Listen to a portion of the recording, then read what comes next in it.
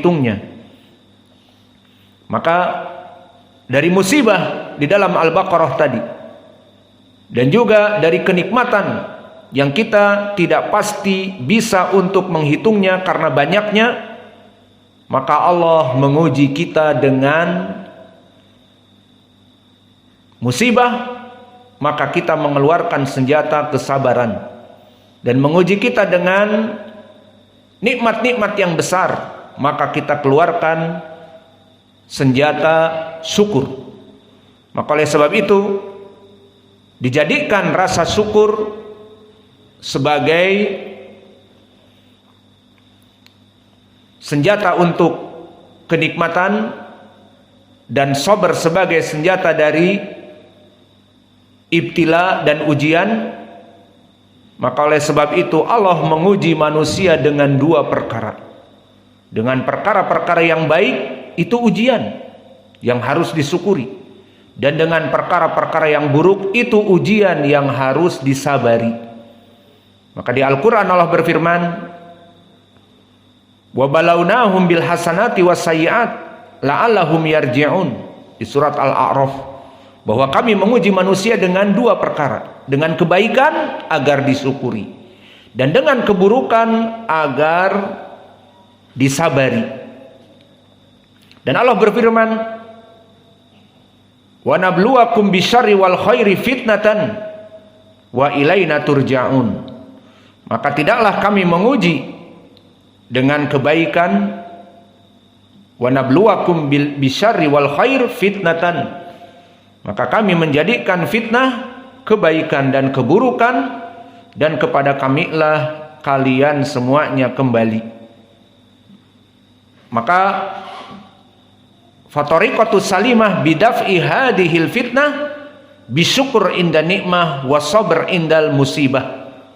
Fa'ala hada madaha sallallahu alaihi wa ala alihi wasallam. Maka Nabi Muhammad sallallahu alaihi wasallam memuji seorang muslim mukmin idza jtama'a fihi syukur was sabr, di saat berkumpul kepadanya rasa syukur dan rasa sabar. Kama qala Rasulullah sallallahu alaihi wa ala alihi wasallam, ajaban li amril mu'min inna amrahu kulluhu khairun wa laisa dzaka li ahadin illa lil mu'min idza asabathu sarra syakara fakana khairan lahu wa idza asabathu dharra sabara fakana khairan lahu. Maka sesuai dengan hadis yang diriwayatkan oleh Imam Muslim dari Suhaib ibnu Sinan, bahwa Nabi mengatakan perkara pada kaum muslimin itu sangat menakjubkan. Bagaimana bisa? Di dunia dia dalam keadaan diuji dengan ujian yang baik dan yang buruk. Maka kata Nabi, ajaban li amril mu'min, suatu keajaiban bagi seorang mukmin yang mana dia hidup di dunia antara baik dan buruk, maka dia bisa selamat dari keduanya. Karena apa?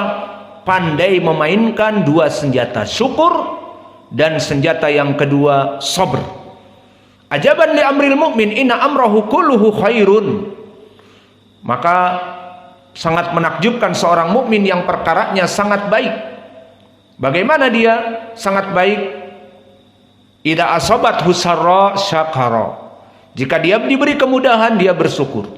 Wa idza asabathu dharra sabara, jika diberi ujian maka dia bersabar. Fakana khairan lahu, maka rasa syukur baik baginya, dan rasa sabar kepada Allah pun baik baginya. Maka di sini menjadi pendalilan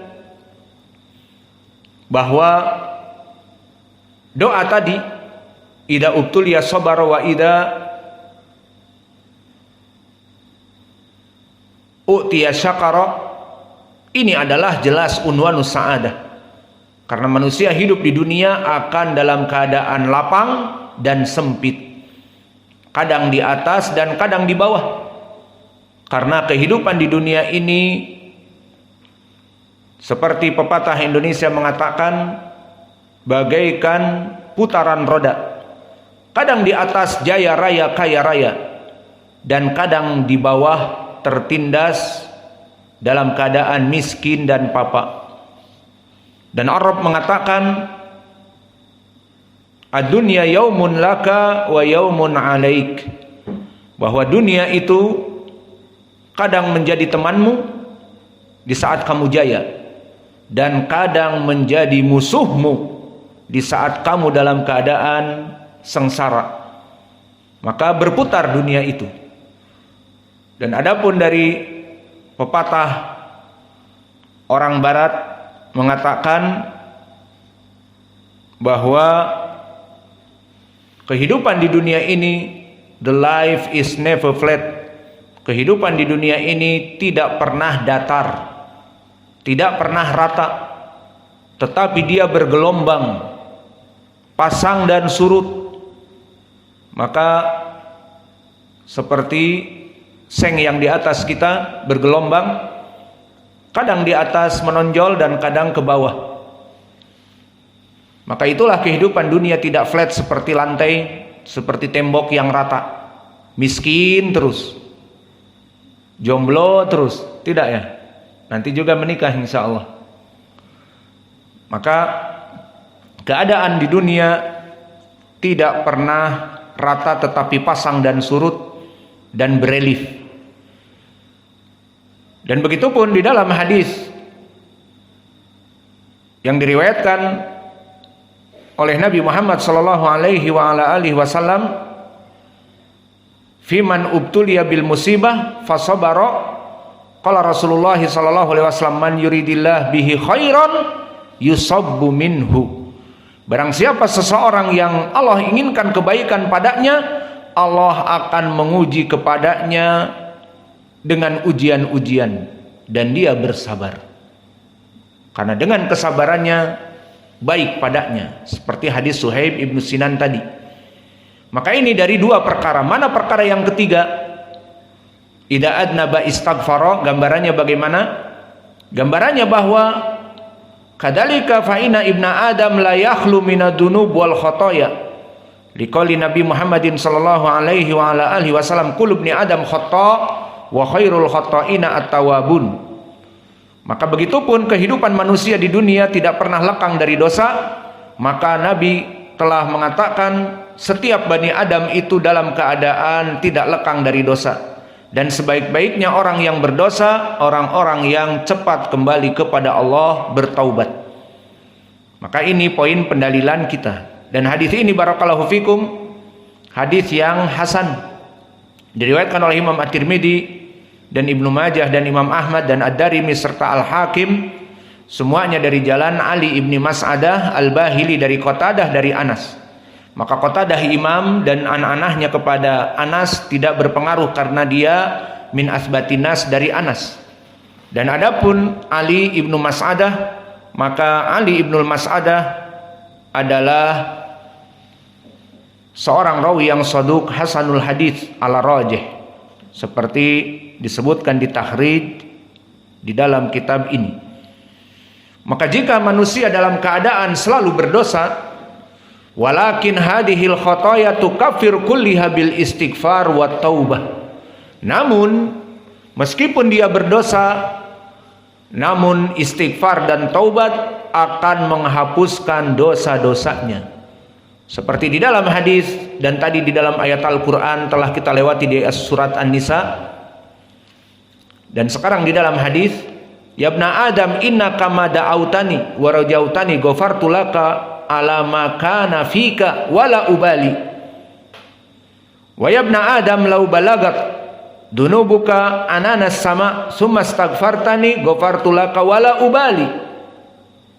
Wa ya ibna Adam innaka law ataitani bi qurabil ard khotoya summa lakitani summa la tusriku bi syai'a la ataituka bi qurabiha magfirah. Maka di dalam hadis, yang mana hadis ini hadis yang sahih atau hasan, diriwayatkan oleh Imam At-Tirmidzi, di mana Nabi Muhammad sallallahu alaihi wa ala alihi wasallam bersabda, ya ibna Adam, wahai Bani Adam, jika kamu berdoa kepadaku dan kembali kepadaku, aku akan mengampuni dosa-dosa kamu dari apa yang kamu telah lakukan dulu. Wala ubali, dan aku tidak memperdulikan berapa banyak dosa-dosa kamu. Wa yabna Adam lau balagat dunubuka ananas sama, wahai Bani Adam, jika dosa kamu sampai kepada langit-langit dunia, pencakar langit. Pencakar langit bukan dengan bangunan tetapi dengan dosa. Dosa yang tidak pernah bertobat padanya, maka terus mencakar langit, terus naik. Maka dikatakan, wahai Bani Adam, jika dosa-dosa kamu yang tidak pernah kamu bertobat padanya sampai tinggi, mencakar langit, kemudian setelah itu kamu meminta ampun kepadaku, maka aku akan mengampuni semua dosa yang mencapai kepada langit itu, dan aku tidak peduli padanya. Dan dikatakan, wahai Bani Adam, jika kalian mendatangi aku dengan sepenuh bumi dari hasil karya masterpiece dosa-dosamu, dan kalian tanpa melaksanakan kesyirikan, maka pasti aku akan mengampuni dosa-dosa kamu, dengan syarat tidak dosa kesyirikan dan meminta ampun. Maka di dalam hadis yang agung ini sesuai dengan ayat Al-Quran, wa man ya'mal su'an aw yadlim nafsah summa yastaghfirillah yajidillah ghafuran rahima. Barang siapa yang melaksanakan kedoliman atas dirinya dan melaksanakan dosa-dosa kemudian meminta ampun kepadaku, didapati aku maha pengampun. Dan di dalam ayat yang lain tentang taubatan nasuha, ya ayyuhalladzina amanu tubu ilallah taubatan nasuha asa rabbukum an yukaffira ankum sayyiatikum wa yudkhilkum jannatin tajri min tahtihal anhar. Maka wahai orang yang beriman, bertobatlah kepada Allah dengan taubat yang nasuha. Maka diharapkan dengan taubat ini Allah mengampuni dosa-dosa kalian dan memasukkan kalian kepada surga-surga yang mengalir sungai-sungai di dalamnya. Maka oleh sebab itu ya ibadallah, ma min muslimin yujma'u fihi hadihi thalathah faqad fatahallahu alaihi babas sa'adah. Maka barang siapa yang terkumpul tiga perkara, jika diberi dia bersyukur, dan jika diuji dia bersabar, dan jika berdosa dia cepat meminta ampunan kepada Allah, terkumpul tiga perkara ini padanya, berarti Allah telah memberikan kepadanya tanda-tanda kebahagiaan di dunia dan di hari akhirat kelak.